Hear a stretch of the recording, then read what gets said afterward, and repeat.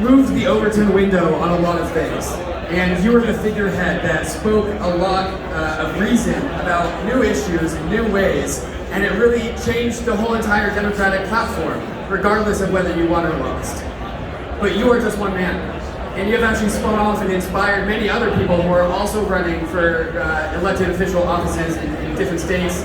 Erica Rhodes comes to mind. And if this movement of what you inspire, whatever this movement is, it needs to have other leaders. It needs to decentralize, because decentralized networks are impossible to stamp out. And all that's needed for a decentralized network to exist is for people to believe in it. And I think the DAO model is allowing people to rise up and allow this movement to be spearheaded by more and more people. Is that the goal? That's 100% the goal, David. And Erica Rhodes, raise your hand if you know who Erica Rhodes is. All right, so I want you to imagine a member of Congress, let's call him Brad Sherman, who really hates crypto. Ooh. He's an incumbent that really no one likes, honestly. He's like one of those unliked members of Congress who's been hanging out for a while. He is unabashedly anti-cryptocurrency, anti-Web3. He has a lot of backers in the, frankly, like the banking system. Now his opponent is Erica Rhodes, who's completely pro-Web3, and she also has a compelling personal story. She's an elementary school teacher. She's half black, half Asian. She was a volunteer in my campaign who's now running for Congress, who's raised hundreds of thousands of dollars, had a Twitter space with Jack Dorsey the other day.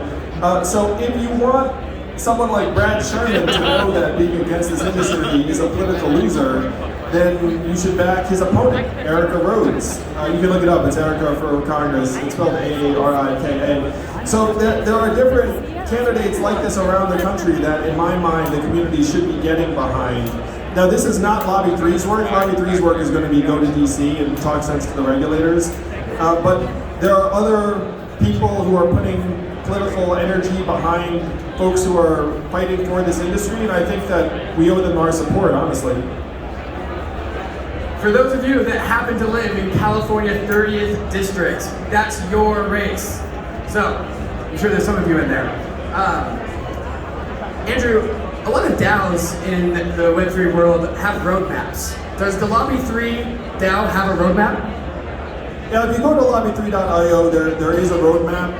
One of the things I would suggest, though, is that the priorities of the DAO will probably shift in real time as the agencies actually put forward draft rules and a bunch of other things. So you're going to want to be adaptable and responsive in real time. For those of you who want nothing to do with DC, maybe some of you actually could find some enjoyment and learning about this process. Maybe, I don't know if that's too far of a range. One of the things I describe to people as you can actually gamify lobbying, maybe. You could say like, hey, here's a member of Congress, here's an agency, here's a this.